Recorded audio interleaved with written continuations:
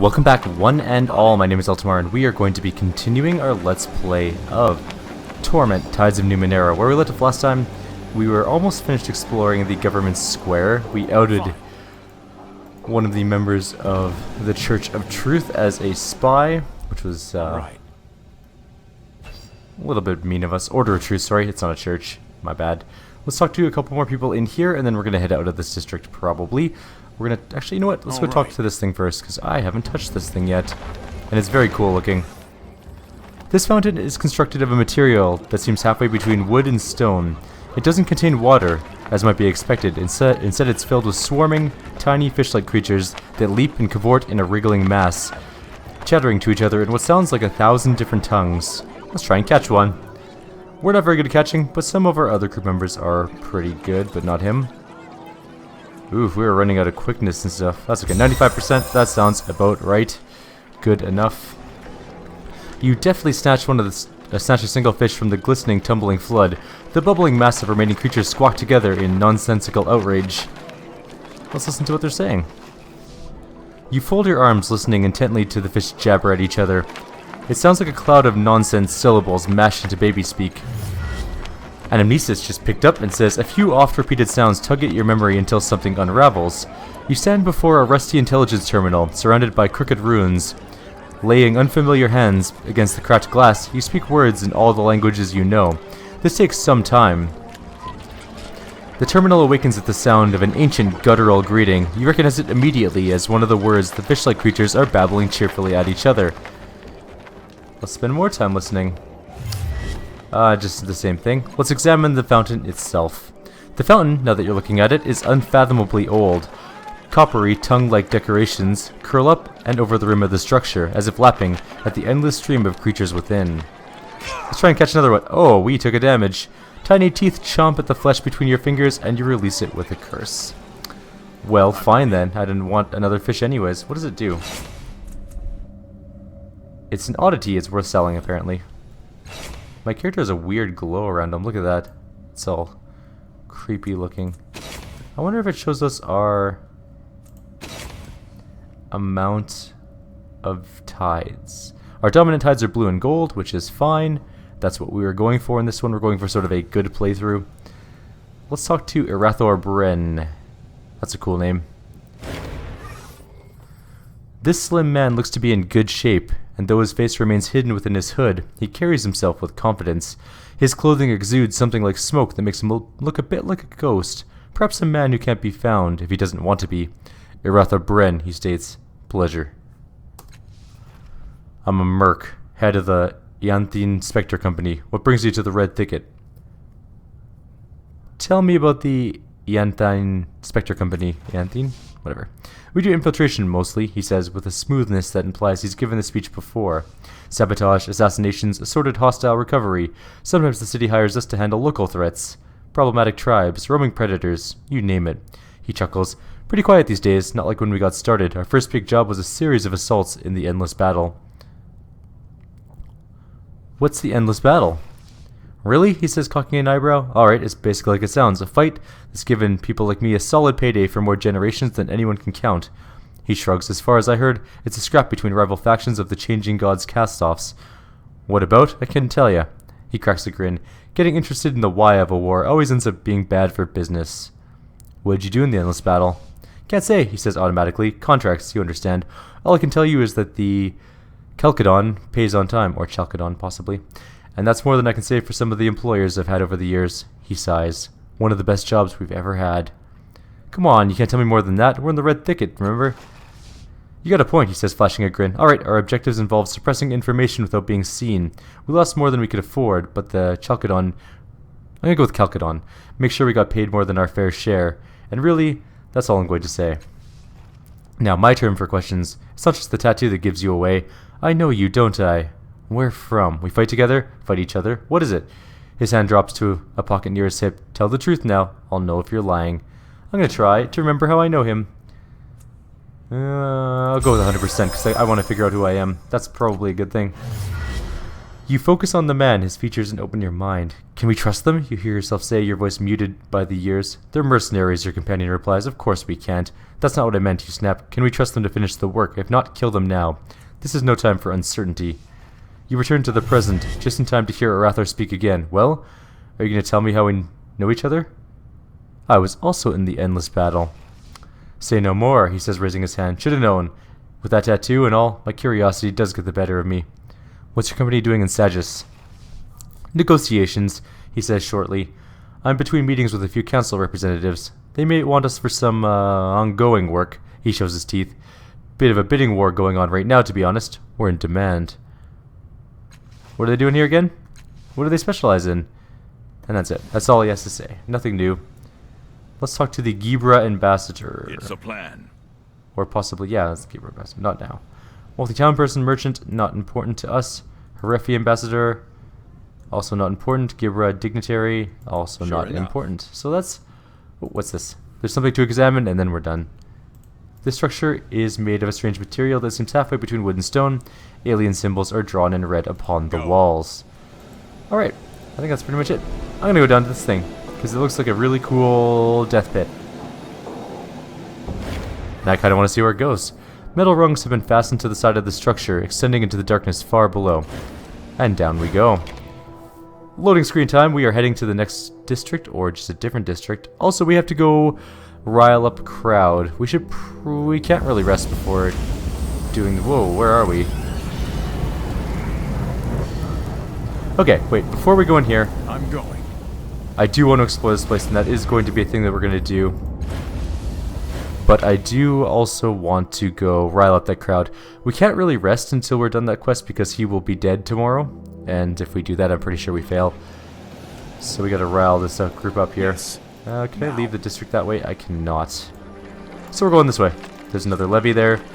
We're going to ignore the levy. We do have a good amount of strength and speed left, but not a whole lot of intellect, so our speaking is not so good at the moment. Hopefully we'll be able to get by with our sort of lessened speech. We can't get a spare contract because, well, unfortunately we don't have the contract in question. We already gave away that we were trying to help that guy. Where is he? He's over here, right there. Our characters run rather fast, actually. Unmoved woman.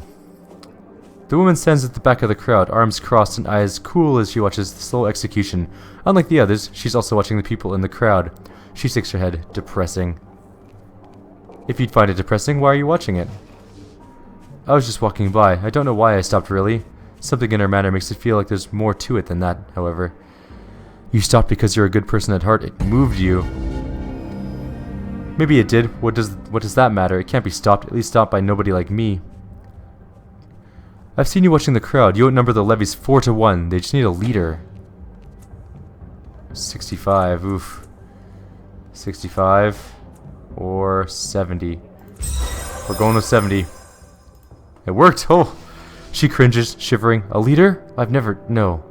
You're right. That's why I'm here, and someone has to do something. Why shouldn't that somebody be me? Why shouldn't I be the hero for once? She steps forward. I'm ready. Let's end this.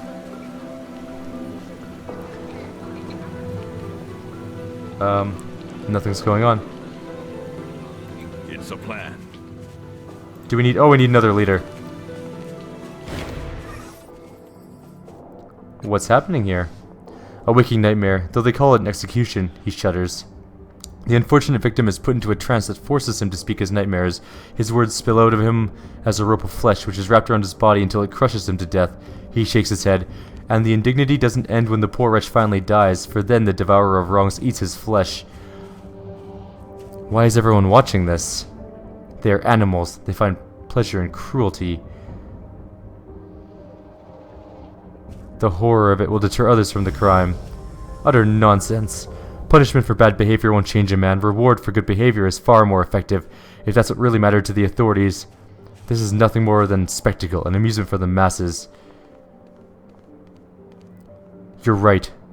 This practice needs to be stopped. Join me. Let's put an end to it now. He looks at you frightened. End it? Are you saying we should interrupt the execution? You said the punishment should not be allowed. Did you mean it? Can a just man stand by when injustice is the law? Oh, sweet. We actually have a good chance of getting this one done. Let's just do 100%. We're starting a riot. The man seems to shrink in his skin. My friend, I am a coward. I always have been. But you are right. If a man does not stand by his beliefs, what is he? He swallows and nods. I will do it.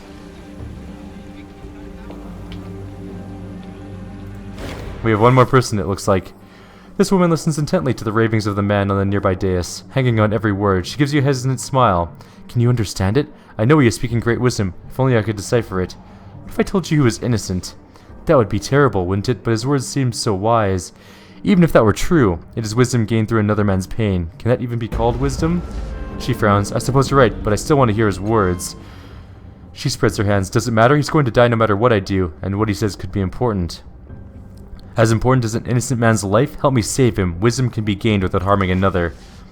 The woman hangs her head. You shame me, friend. I have put my lust for knowledge before a good man's freedom. That is not the path to enlightenment. Perhaps your way is. I will do this. It's really hard to pick out the people I'm supposed to talk to. Oh, there's one more, I think. 4 people, jeez. This man watches the execution with fevered eyes. He shakes a fist. Traitor! Traitor to the city! As you approach him, he gives you a savage grin. Nothing better than seeing a traitor die, eh? Do you truly care if he's a traitor, or do you like watching men tortured to death? He snarls at you. How dare you! Is justice as important to me and protecting my city? And justice is always handed out equally in Sage's Cliffs? I bet the rich never pay for their crimes around here. He pauses. You got a point there. I've never seen any highsiders spill their guts on the platform, or heard any of them ever being accused of treason. His eyes narrow. What do you know that I don't? This poor fool took the fall for somebody else. That's a mockery of Sage's pride. We should free him. 55% or 95%. I hope that's the last person because we're really running out. This man grinds his teeth thinking, then finally nods. Aye, us small fish are always taking the fall, but not this time. 4 people you talked into helping Riss start chanting, Free the prisoner! Free the prisoner! Let him go! Let him go! Spurred on by their passion, or maybe just bored, the rest of the crowd begins to pick up the chant, Let him go! Let him go! They advance menacingly on the levies and the overseer. The levies edge back, the normally pleasant expressions turning into uncertain frowns. The overseer points directly at you. I saw what you did, you rabble-rouser. This is your doing. Well, I'm not risking my life to intervene in the fate of a worthless piece of belly trash. If you want him, take him. The overseer signals the levies, unmake the prisoner's death and retreat. He isn't worth our blood. At his order, one of the levies takes out a device like a circular mirror and squeezes its frame. The mirror spins, flashing shards of light across the death and the umbilical viscera it is wrapping around Riss, and all of it disintegrates. Soon Riss stands alone on the platform, as reddish dust swirls away from him. We got 40 experience. That is pretty cool. There, cries the overseer. Satisfied? With that, he and the levies turn and march away as the crowd surrounds the platform and cheers. That man has got quite the belly. Alright, Riss. As the levies march off and the crowd disperses, Riss steadies himself, not quite recovered from his ordeal. Finally, he raises his head and focuses on you. You're the one who got me out of that nightmare. Thank you. But where's that? His eyes settle on Tibir. There you are, you slippery bastard. Now where's the money? If I went through that hell for nothing, He chokes with emotion. 2 days, Tibir. I spilled my guts up there for 2 whole days. There's hardly anything left of me. He steps back, spreading his hands. Yes, about the money. You see, Riss, I was hoping to get a reward for turning in the fellow who sold us that brandy without telling us about his secrets, but... But? There's always a but when it comes to money, isn't there? I should have known. You only said you'd pay me so I wouldn't squeal on you, and you only saved my skin to save your own. He smacks his fists together. Now, am I gonna have to fight through your friend here to get to you, or are you gonna step out from behind him and take it like a man? Calm down, both of you. Riss, tell it from the beginning. Riss spits and wipes his lips. There isn't much to tell. Captain Silvertongue here talked me into a dirty job, then disappeared, like in Abacos, and left me holding the bag when it all went sour. Oh, Riss, says Tibir, can you blame me for running when I had the chance? You would have done the same, and besides, if I hadn't, we'd have both been sentenced to die, with no one to free either of us. He stabs a finger in Tibir's face. You only wanted to free me because you knew you'd be next on the block once the Devourer ate me. How would the Devourer of Wrongs know that Tibir was involved? The Dendra Uhura, says Riss, consume our memories with our flesh. They know everything by the time they finish eating us, and Tibir knew I'd have plenty of memories of him, didn't you, you coward?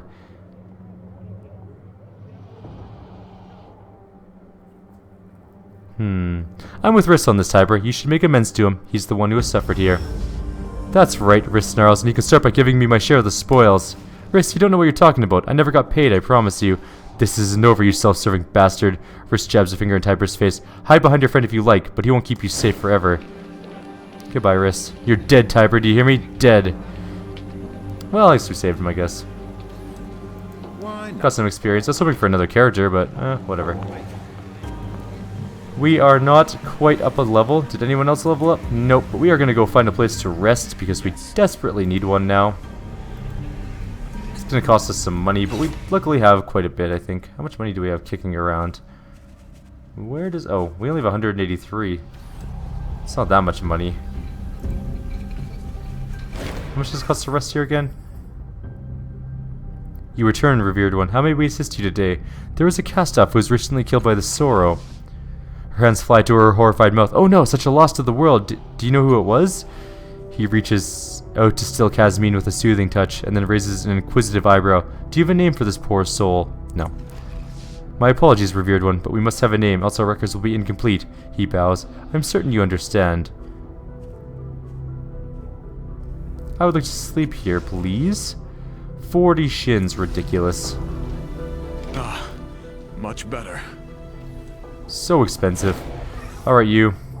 I need to purchase supplies. Mostly I need to sell supplies. I have this here thing. It's made of oddity. You can buy that from me. I'm going to keep this because it's an actual item. That's armor. That's a usable. That's usable. That is usable. That is an oddity. It's being sold. And that is a light weapon, which is worth a whole $3. How much is our sword worth? 8. I'm just going to go ahead and sell that. Okay. So now we have all of our stats back again, and we are going to check our quest log, actually. Belazar and the beast. We haven't killed the Maron yet. We have to search for the missing slave girl. We have to find that book. We have to search for cast-offs who are currently unknown. The Anoket we have to go into that thing. And we have to go to the Dendra Ohura Chapel. Okay.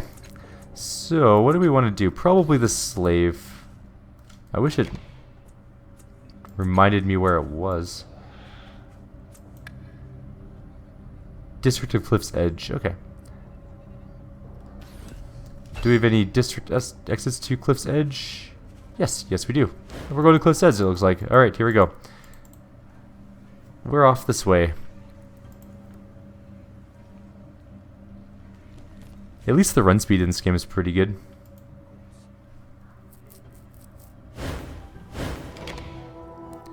We will go explore that other area we were in previously, after we go finish this slave quest. Gotta get that slave girl back. We can't be always good. Fine. Oh man, that's a lot of dudes. As a member of the council, I assure you that creature will be found. Alright, Lord Vuntigan. Talk to me here. Declaiming to the crowd is a well-dressed man, or well-dressed but sickly-looking man, short, dumpy, and an unhealthy shade of yellow. Despite this, he has the proud demeanor and the stentorian voice of a much larger man.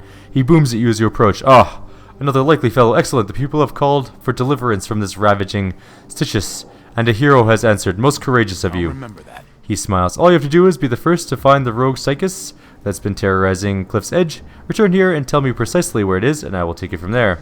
He pats you on the shoulder, and you'll be rewarded, I promise you. As the head of a slave family, I'll owe you a favor, and my favor carries a great deal of weight. Can I ask you more about the Stychus's kind? Of course, knowing the enemy is the first step to defeating it. What is it?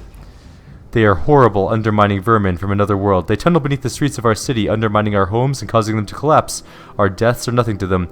They don't even believe that humans are sentient creatures. What else can you tell me about it? This vile thing appeared in Cliff's Edge a few days ago. It's been skulking around ever since. The whole neighborhood lives in fear of it. Why are they so afraid? Some will tell you it's because this district has suffered the most from the Stychus digging. Houses collapsing on the people, others falling into the sea. There's some truth to that, but the real reason is that people here have become weak and afraid. They aren't prepared to face adversity. He leans in, warming to his subject. Indeed, if the Styka didn't exist, it would be tempted to invent them, for they are just what the city needs to stiffen its spine.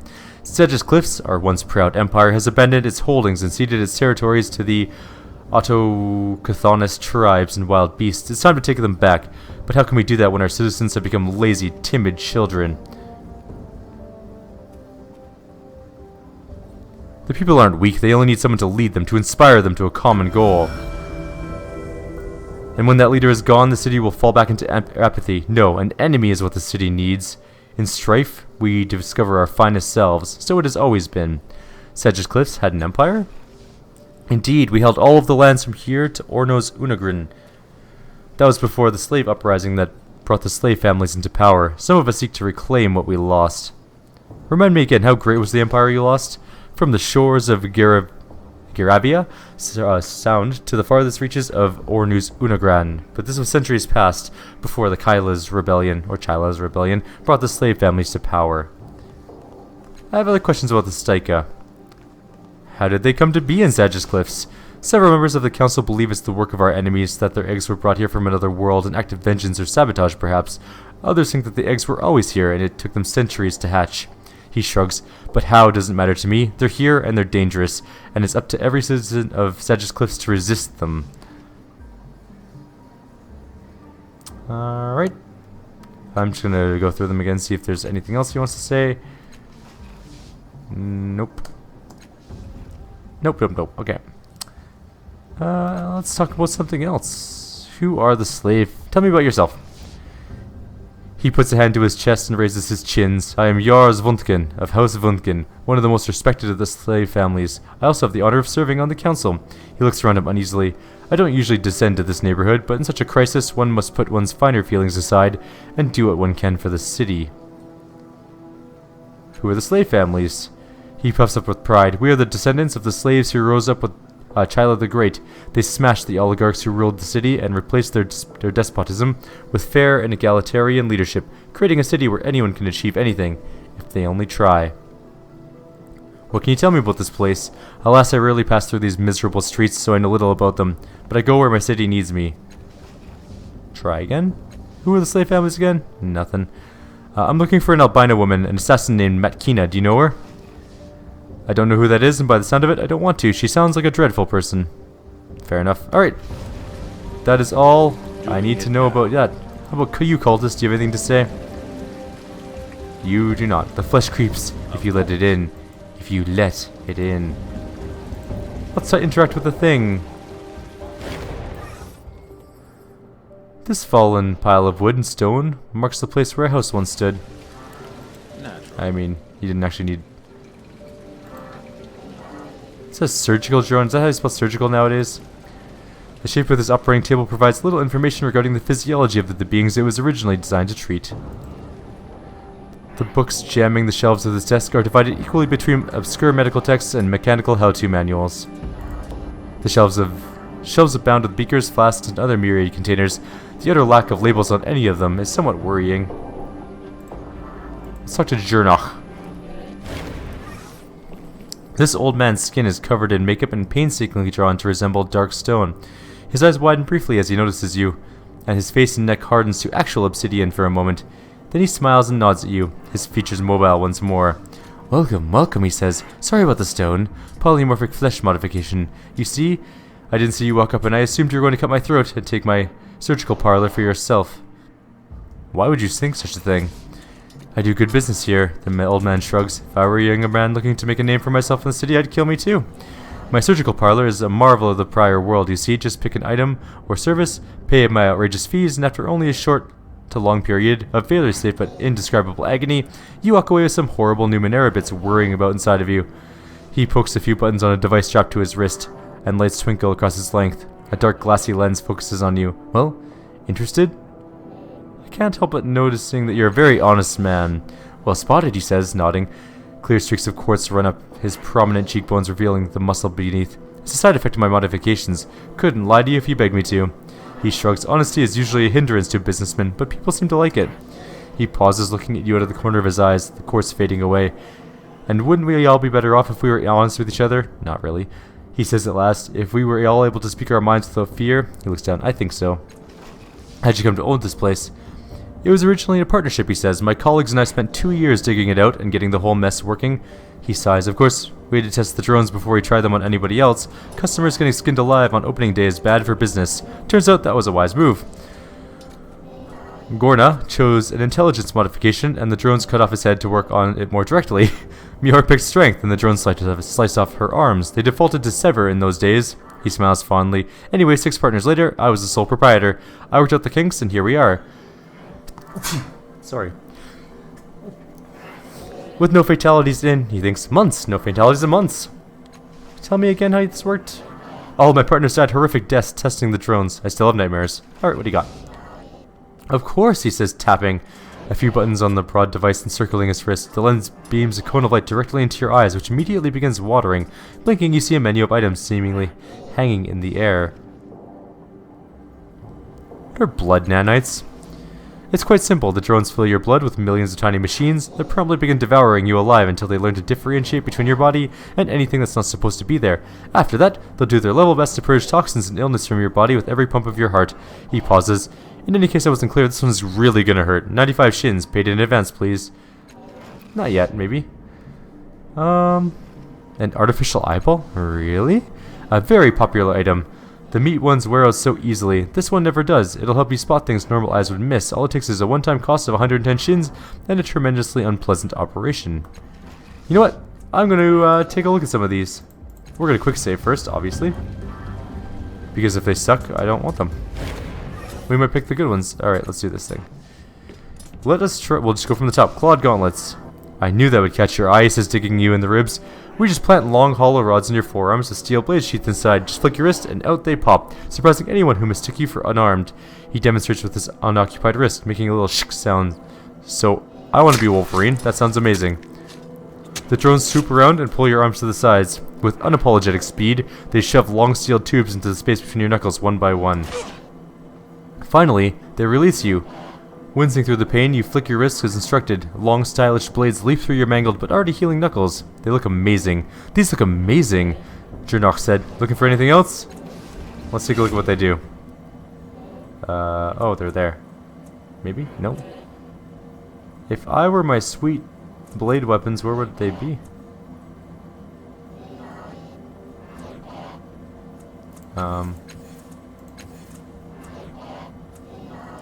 I don't think there's ciphers, so where would I find Numenera?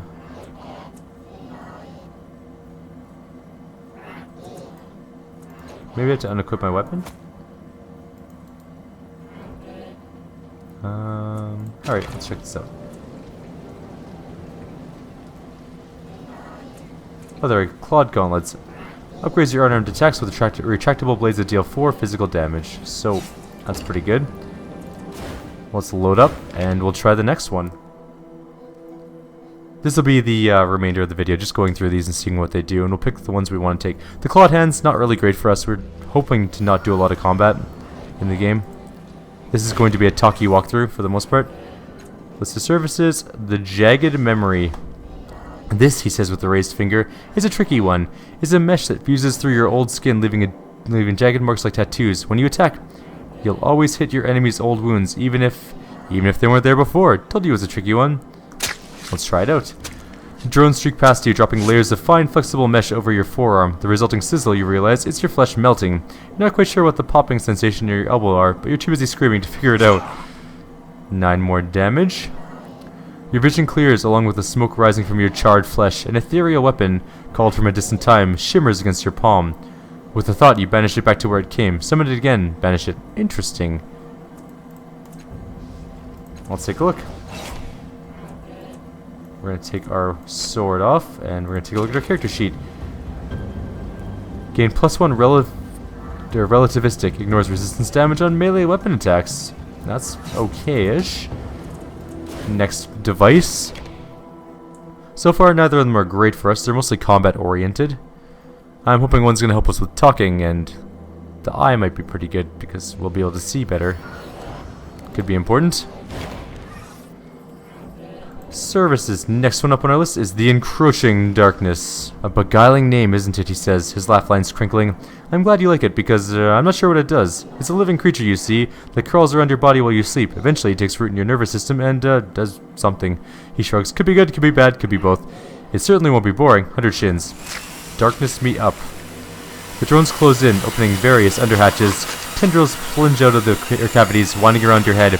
Icy, oily daggers plunge through your spine, worming down through your legs and arms. Your muffled screams sound very far away. The tendrils unwind from your face, leaving you gasping for air. You lie still for a moment, feeling your new tenant writhing through the dark channels of your body, leaving tangled brands on the surface of your skin in its wake. Do you know, Journal said, that you're the first person to buy this enchantment? Well, I say enhancement, but I'm not really sure, as I said. Okay, what's it do?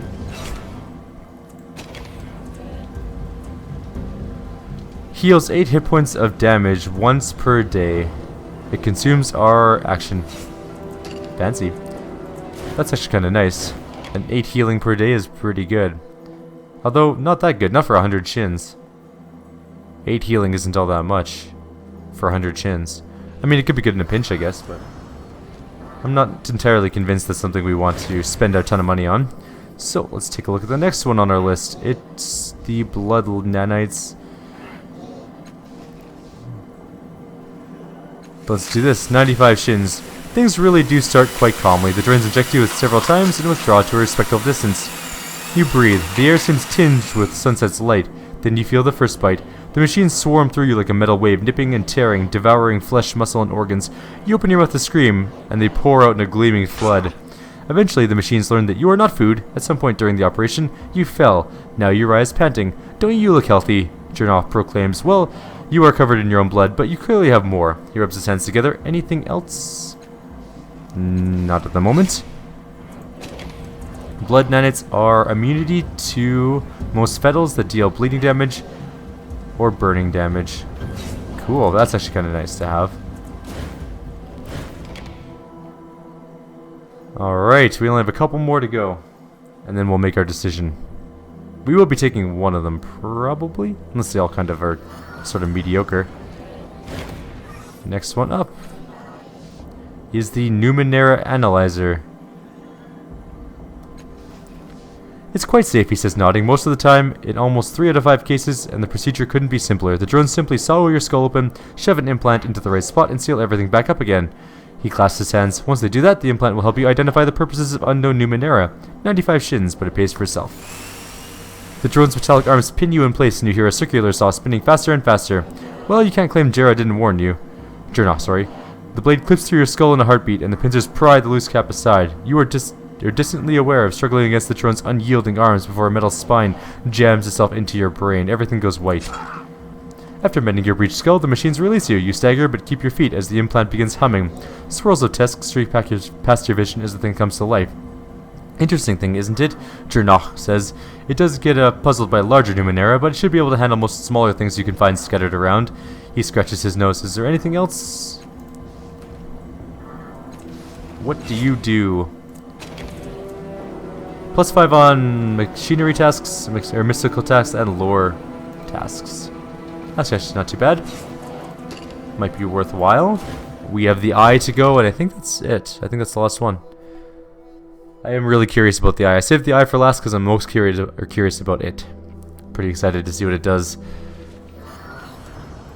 Last guy.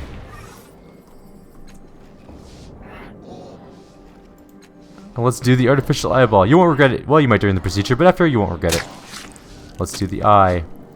The drone holds your head mercilessly rigid while the other approaches, claws outstretched. Pluck! Your head is screaming at you, and you're pretty sure you're screaming back. A third drone, a gleaming blur behind the pane, approaches with a new eye gently clasped in his claw. Shunk! The drones release you. Groaning and clutching your head, you feel the new eye squirming into your socket, connecting with the nerves there. Then the pain stops. You study your hand, noticing a scar on your hand that you've never seen before. Amazing, isn't it? Are you in need of anything else? What do you do? Mysterious eye. +1 training level in perception. I mean, I can't say that that's not a bad thing.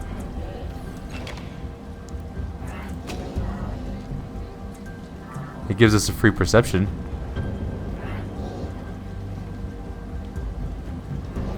It only costs 100.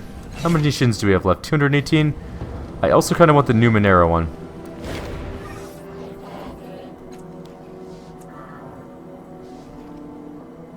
I think.